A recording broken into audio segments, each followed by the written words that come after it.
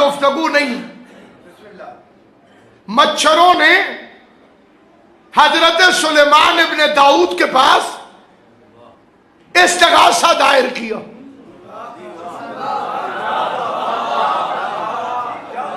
किसके खिलाफ? हवा के खिलाफ। बड़ा तंग करती है, आ जाती है तो हमें जाना पड़ता है।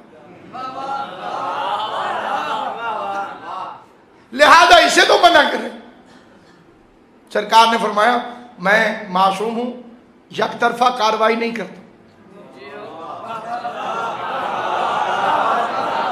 जब तक मैं दूसरे फरीक की सुन ले लूंगा मैंने कोई फैसला नहीं करना। लिहाजा मैं हवा को बुलाता हूं और उसका भी मौक़िफ़ सुनता हूं।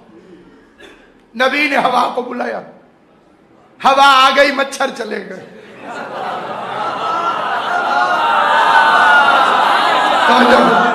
बड़ी सादी सी बात है, हवा आई, मच्छर चले गए। ये दोनों कभी इकट्ठे नहीं होते। जिस तरह से हरामी हो तो अली की विलायत नहीं आती।